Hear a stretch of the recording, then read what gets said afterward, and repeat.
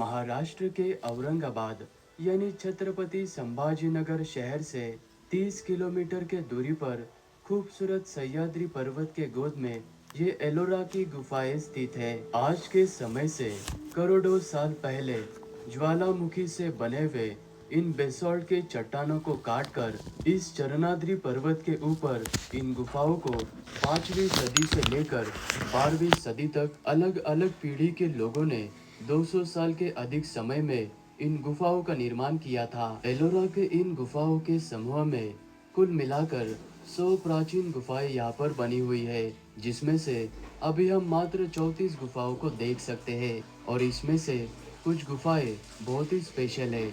जैसे कि ये गुफा, इस गुफा में स्थित इस स्तूपा के सबसे ऊंचे जगह पर गौतम बुद्ध जी के अस्थियों को रखकर यहाँ पर उस जमाने में मेडिटेशन किया जाता था और पूरे विश्व में प्रसिद्ध एलोरा गुफाओं की शान भगवान शिव जी को समर्पित कैलाश मंदिर यहीं पर स्थित है। और इस मंदिर को मुगल बादशाह औरंगजेब ने अपने सेना के 1000 लोगों को यहाँ पर लगाकर लगातार 3 साल इस मंदिर के साथ में अन्य गुफाओं को तोड़ने की कोशिश की, लेकिन ये सारी गुफाएं आज भी अपनी शिल्पकला, वास्तुकला, नक्काशी और अपनी भव्यता और मानवता को जैन, बुद्ध और हिंदुत्व का एकता का संदेश देते हुए बड़े ही खूबसूरती से और शान से यहाँ पर आज भी खड़ी है। और इन गुफाओं की दिव्यता के कारण इन गुफाओं को यूनेस्को वर्ल्ड हेरिटेज साइट में भी शामिल किया गया है।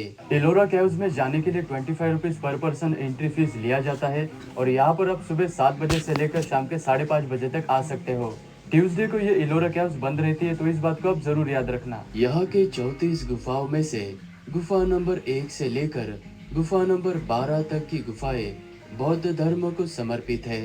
बिना शिल्प मूर्ति और स्तंभ के इस गुफा नंबर 1 के अंदर आपको ये चौकोन आकार का मंडप नजर आएगा, जहाँ पर बहुत सारे कमरे बने हुए हैं और इसी कमरों में बुद्धिस्ट मॉन्क रहा करते थे। 8वीं शताब्दी में बनी हुई ये गुफा नंबर 2, जिसके प्रवेश द्वार पर ये 2 द्वारपालक खड़े हैं। 12 स्तंभों से बने हुए इस विहार के गर्भगृह में भगवान बुद्ध जी व्याख्यान मुद्रा में सिंहासन पे विराजमान हैं और साथ ही में दोनों तरफ के 12 मदों में बोधिसत्व, अप्सरा और परियों के सहित भगवान बुद्ध जी के अन्य 5 मूर्तियां आपको नजर आती है।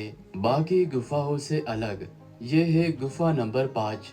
इस गुफा के अंदर प्रवेश करते ही सामने आपको ये बड़ा सा हॉल नजर आएगा और इस हॉल के नीचे आपको ये पत्थर से बने हुए 2 समांतर लंबे से चबूतरे नजर आएंगे। इस जगह पर उस जमाने में बौद्धिस्ट monk भोजन किया करते थे।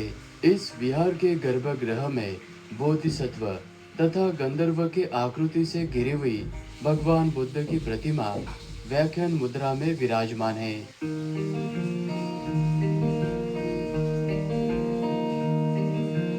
एलोरा के गुफाओं में स्थित बौद्ध धर्म को समर्पित ये है विश्वकर्मा गुफा, जो कि एक विशेष गुफा है। बौद्ध धर्म की सारी गुफाओं में से ये एक ऐसी गुफा है।